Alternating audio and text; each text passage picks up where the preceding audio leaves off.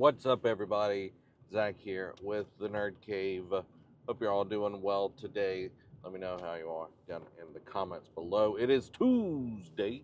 Y'all know what that means. It's another Car Thoughts.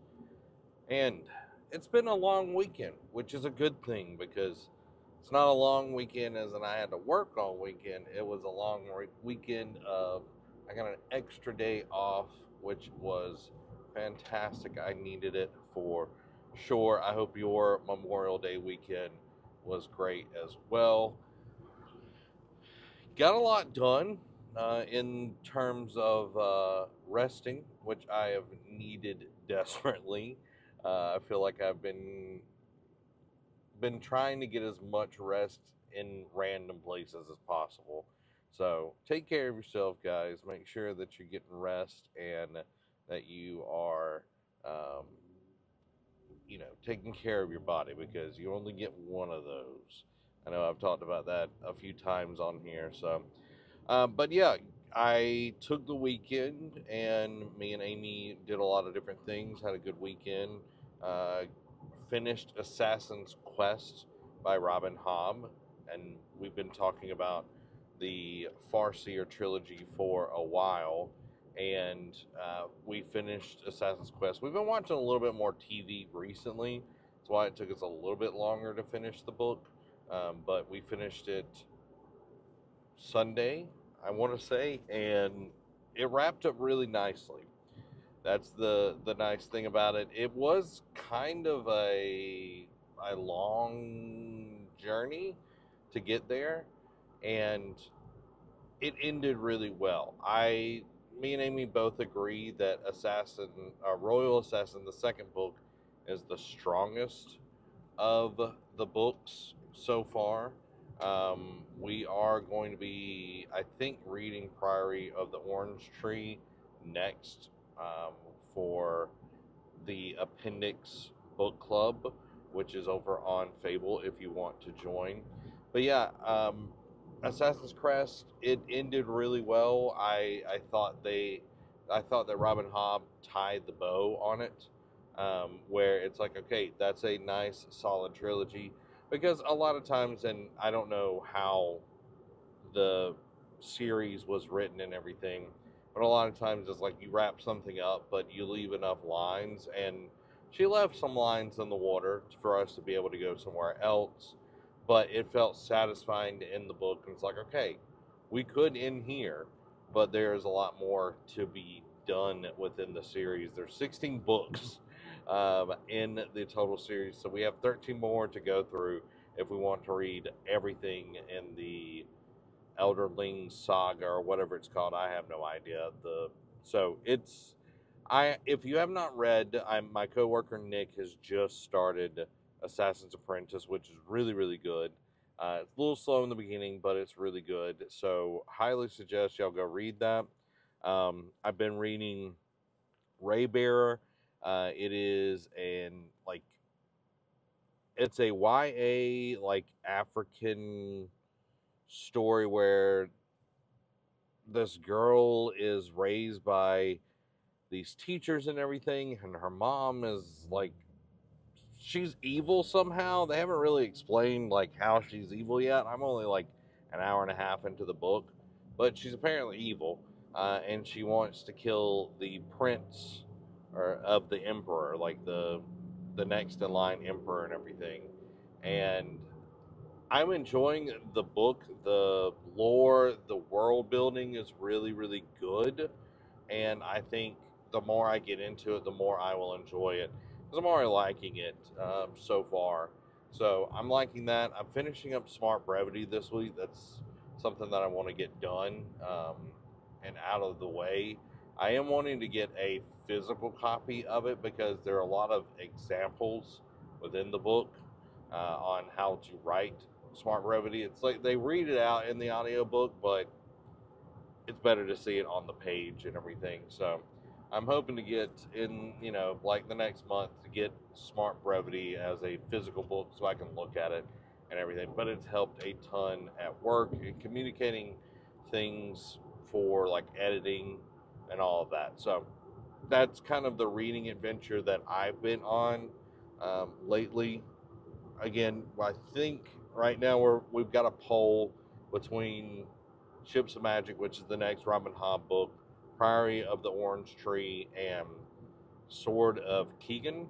I want to say that's the name of it. It's kind of like a samurai avatar book, which sounds really interesting.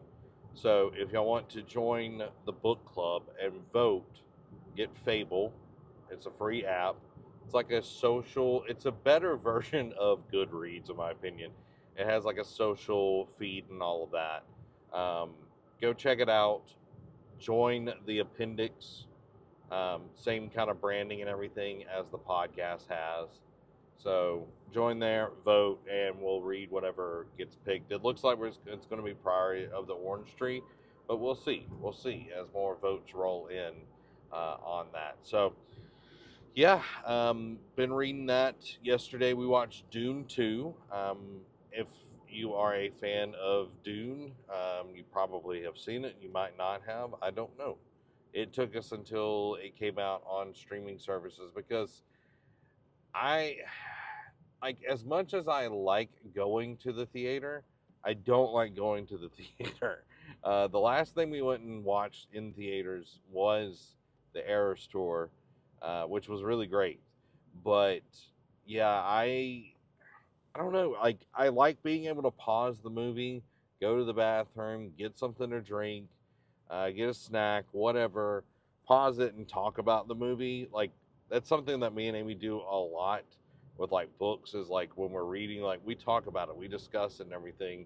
It's way more enjoyable that way. And watching a movie at home can do that easily without missing something. But Dune 2, I thought was better than the first. It was well paced. And even though it's a 2 hour and like 46-minute movie, I didn't feel like it dragged at all. And there was a lot packed in there. There were slower moments, quote unquote, but it felt like there was this underlying pace all the way through. And there were a lot of different POVs. Um, the graphics were amazing. The way they shot this movie still astounds me. The music was great by Hans Zimmer, and I love how sound effects and music blend together in this series. I was talking to Amy and I said it would be interesting to sit down and read and watch Doom 1 and then go into Doom 2. That would be like a whole day thing, because both of those are very long movies.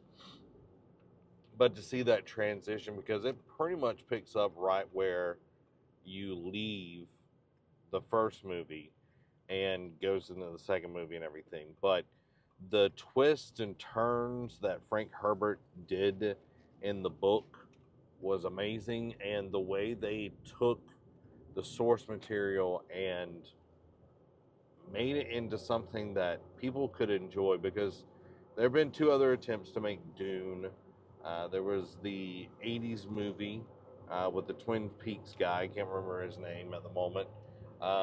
And that's kind of looked at, because I think it was George Miller that did that. I can't remember.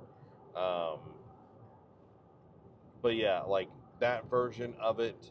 And then we also got like a TV series version of it. But I feel like this has done such a good job of just really using the source material and making it something interesting. And I highly suggest, if you want to watch Dune, watch it. It's on Max. You can also buy or rent it on other services and everything. I waited until it was on Max because we have that. But really, really enjoyed Dune. The way they shot that movie was just amazing. The DP, fantastic. Director of photography, fantastic. Anything that was outside lit with natural lighting. So that is so hard to do.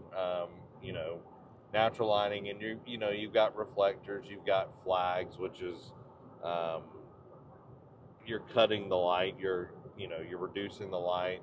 You've got diffusers. You got these huge things to make the sun not as harsh and all of that. So the amount of work for the people lighting, you know, would have been tremendous.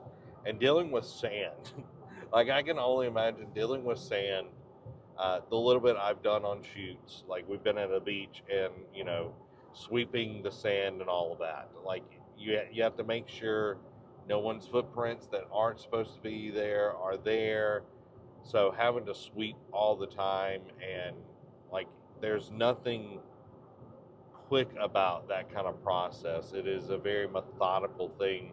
There's one scene, I won't say which scene it is, but they shot it and then they had to wait like a week or two to reshoot that so the weather and the lighting was correct. So a lot of cool things in the movie. It is heavy. I will say that it is a very heavy movie. When you get done with it, you feel heavy. But I enjoyed the movie, and I highly suggest if you are into Dune, go watch it. My coworker Nick, he read Dune, and he was like, "It's good." He was like, "There are a lot of characters that weren't in the movie that are in the book," which I figured as much. But he's like, it is very slow and methodical, and he's like, it's a little bit of a trudge to read. And I think sci-fi books are definitely that way majority of the time, unless you've got something that is like Star Wars. Star Wars can be beep boopy. I call any kind of like technical jargon or anything like that beep boop, but it has this, I wouldn't say lightness to it, but it moves pretty quick. Thinking about Star Wars compared to Dune, and I know Frank Herbert accused George Lucas of lifting a lot of things from Dune, like the sandworm to the Sarlacc pit and that sort of deal. Tatooine, that, the Sand People, and then the Freeman and all of that. But it feels like a totally different universe. Yes, there are dark parts of the universe, but there isn't this, I don't know, this animalistic kind of feel to it. That's the best way to describe Dune. It feels like an animalistic way of looking at life and trying to get the most out of it, regardless of who you hurt and what you take from others, even if it puts them in a position where they can't survive. Compared to Star Wars, where, yeah, there is evil, but there always seems to be hope. And, I don't want to give anything away on Dune 2 or anything like that, but highly suggest watching it. It is a marvelous feat in cinema, and it's not boring, because there's a lot of things that are shot really well that are just boring, just straight up boring. So go check it out. I also have jumped heavier into watching some anime. I'd been watching The Time I Was Reincarnated as a Slime, and overall the show is good. It's just too light-hearted for me. It feels like every time we get a new main enemy or whatever, it is easily disposed of within a few episodes. And I grew up on Dragon Ball Z. Like they made Frieza feel like this force to be reckoned with. It felt like, you know, are we actually going to be able to defeat Frieza? And, Krillin got killed, Vegeta got killed, Piccolo got killed. Well, Piccolo didn't get killed, but like severely injured. Like Gohan got beat up. Like everybody got beat up. All the Namekians dead except for Piccolo and the few that like were hidden away and all of that. So they were like higher stakes, and I think, like, I know that there's different genres of anime and everything, but the elements that I do like is like the game side of it. It feels like you're playing a video game with, like, every time Um, Gosh, what is his name? I want to say something, but it's totally not. Tempest. Tempest is his last name. Um, but like it just doesn't feel like fully there for me. And I know Derek really likes it, and I'm curious to talk about it with him. But I did start and finish the first season of Solo Leveling this weekend. There's 14 episodes. It's super quick. Because again, it is like a newer anime. There's not any filler or anything like that, which I am enjoying. But I also like there's a double-edged sword. I don't even know the dude's name. Like they said his name, but I don't even remember his name. Um, Maybe it was Yuji. I don't think it was Yuji. I don't know. But I don't remember people's names because I don't have enough time to spend with them and everything. But the premise is there are, it's like modern day and everything, and there have been these things called dungeons that have showed up. So it's like dungeon crawling on like a video game or whatever. But they've shown up in real life, and to combat that, some humans have had this thing called an awakening.